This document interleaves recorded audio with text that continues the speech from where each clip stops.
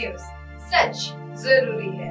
नमस्कार दर्शकों, यह है MS न्यूज नेटवर्क और आप देख रहे हैं MS न्यूज टीवी। मैं हूं आपके साथ शुभांगी। तो आइए देखते हैं आज की कुछ खास खबरें। महाराष्ट्र की सियासत में थूकने को लेकर मचा बवाल, संजय राउत और अजय पवार आमने सामने।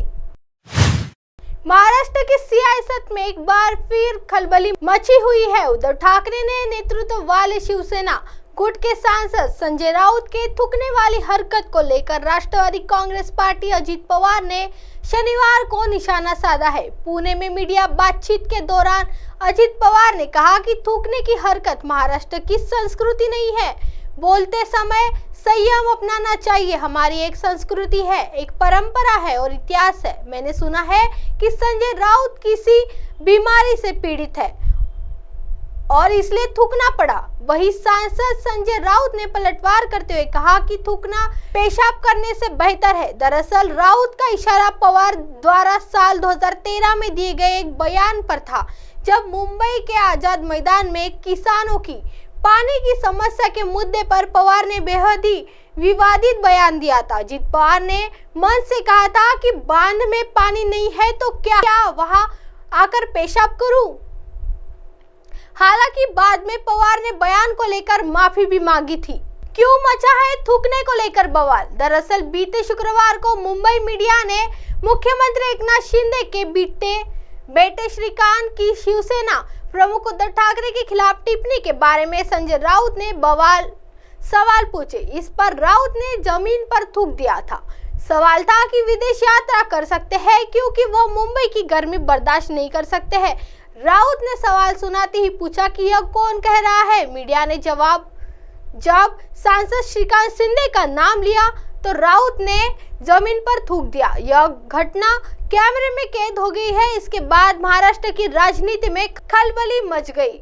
राउत ने बताई थूकने की वजह। वही मीडिया के थूकने की बात सामने आते ही विपक्षियों के निशाने पर संजय राउत आ गए। ऐसे में राउत ने स्पष्ट किया कि जीभ दांत के नीचे आ गई थी, इसलिए थूकना पड़ा। उन्होंने यह भी कहा था कि थूकना महाराष्ट्र की संस्कृति है। राउत ने वीर सावरकर एक किस्सा भी मीडिया के आगे साझा किया। उन्होंने बताया कि एक बार वीर सावरकर को कोर्ट में पेश किया गया था।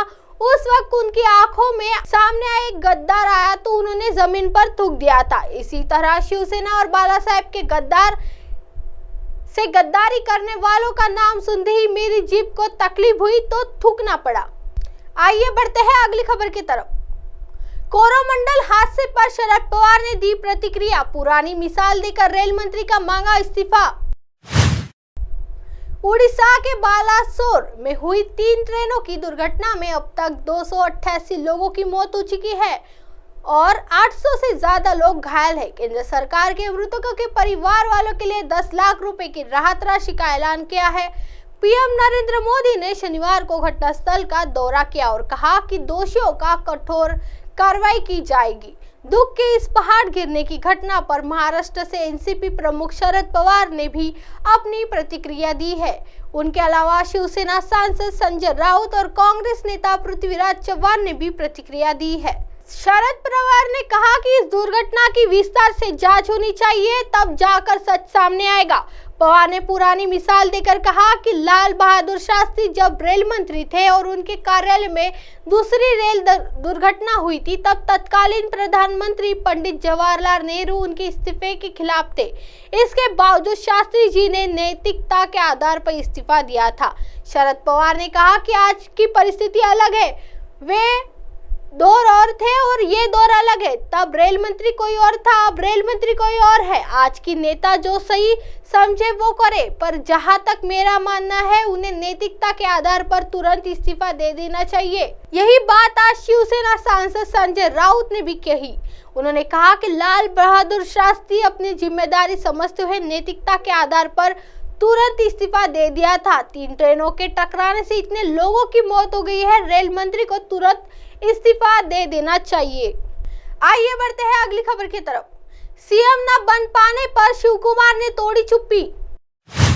कर्नाटक विधानसभा चुनाव में कांग्रेस को जीत मिलने के बाद मुख्यमंत्री नहीं बन पाने की कि टी से एक बार फिर डीके शिव कुमार की जुबान पर दिखी है। कर्नाटक के उप मुख्यमंत्री डीके शिव कुमार ने शनिवार को कहा कि गांधी परिवार और कांग्रेस के राष्ट्रीय अध्यक्ष मल्लिकार्जुन खड़गे की सलाह के बाद वो मुख्यमंत्री बनने की दौड़ से पीछे हट गए हैं।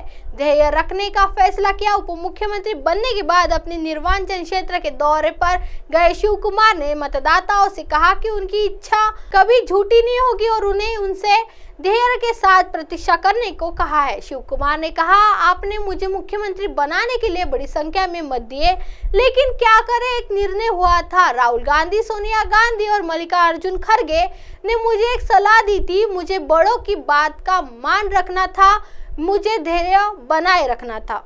अब आप हमारे चैनल को आपके मोबाइल पर भी देख सकते हैं। मोबाइल ऐप पर देखने के लिए play store MS news 3 app download करें। इंस्टा, ट्विटर, हाईकुक, फेसबुक और कई सोशल मीडिया के प्लेटफॉर्म पर हमारा चैनल उपलब्ध है।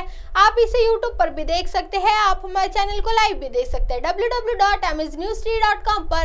फिलहाल वक्त तो चला है दर्शकों ब्रेक का। ब्रेक से लौटने के बाद देखेगा देश और दुनिया की तमाम खबरें। बने रहिए एमएस न्यूज 3 पर। नमस्कार।